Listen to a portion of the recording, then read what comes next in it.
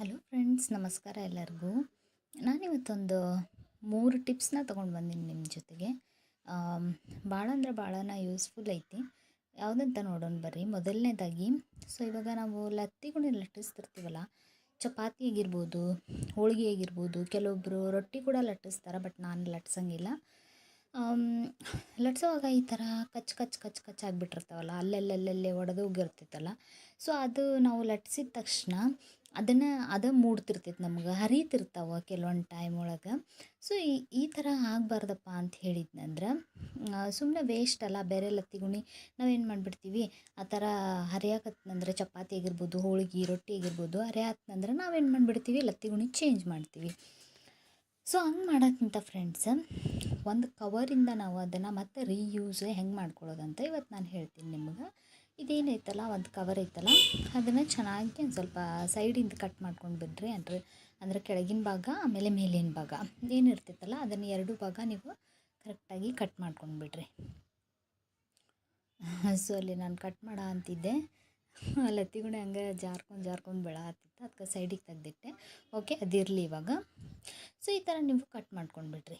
ಈ ಥರ ಒಂದು ಲತ್ತಿಗುಣಿನ ಒಂದು ಕವರಿಂದ ನಾವು ಯಾವ ಥರ ಮತ್ತು ರೀಯೂಸ್ ಮಾಡ್ಕೊಳ್ಳೋದು ಅಂತ ಹೇಳಿದ್ನಂದ್ರೆ ಭಾಳ ಸಿಂಪಲ್ ಐತಿ. ಇದನ್ನು ನಾವು ಕಟ್ ಮಾಡ್ಕೊಂಡ್ವಲ್ಲ ಫ್ರೆಂಡ್ಸ. ಇವಾಗ ನೋಡಿರಿ, ಅದನ್ನು ಕರೆಕ್ಟಾಗಿ ನೀವು ಬೇಕಂತ ಹೇಳಿದ್ನಂದ್ರೆ 1 ಪದರ ಆದ್ರೂ ತೊಗೋಬೋದು, 2 ಪದರ ತೊಗೋಬೋದು. ನಾನು 2 ಪದರ ತೊಗೊಂಡೀನಿ ಇಲ್ಲಿ. ಅದು ನನಗೆ ಬೆಸ್ಟ್ ಅಂತ ಅನ್ನಿಸ್ತೈತಿ.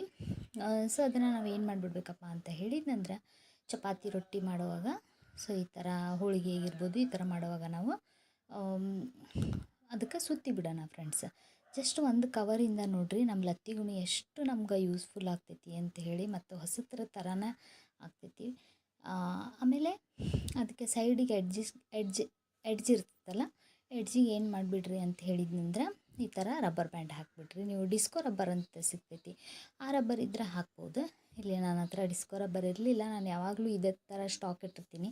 ಯಾಕಂತ ಹೇಳಿದರೆ ನನ್ನ ಮಗಳಿಗೆ ಸ್ಕೂಲ್ಗೆಲ್ಲ ಹೋಗುವಾಗ ಭಾಳ ಕಳ್ಕೊತಾಳೆ ಅವಳು ರಬ್ಬರ್ಸ್ ಎಲ್ಲ.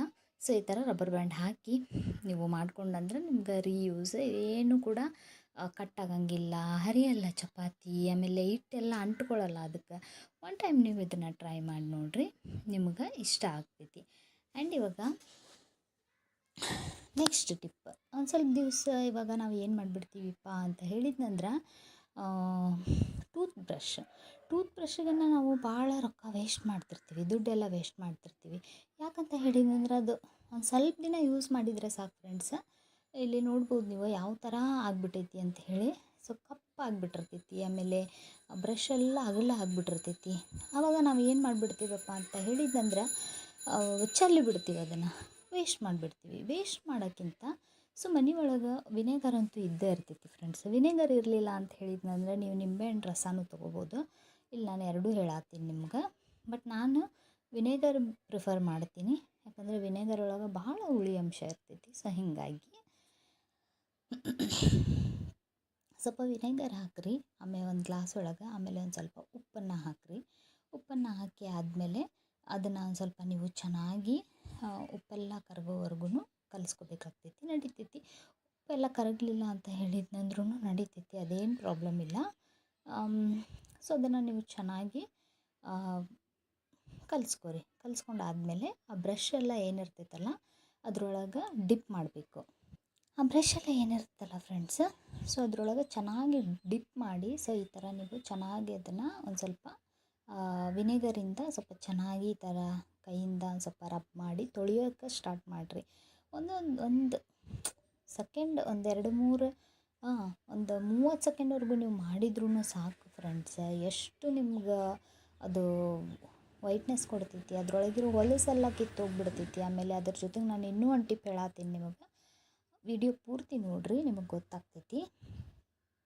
ಈ ಥರ ಇಲ್ಲಿ ನೋಡ್ತಾ ಇರ್ಬೋದು ನೀವು, ನನ್ನ ಕೈಯಿಂದ ಏನು ಮಾಡತ್ತೀನಿ. ನಿಮಗೆ ಬೇಕಂತ ಹೇಳಿದರೆ ಒಂದು 5 ನಿಮಿಷ ವಿನೆಗರ್ ಒಳಗೆ ನೀವು ಡಿಪ್ ಆದ್ರೂ ಮಾಡಿ ಇಡ್ಬೋದು.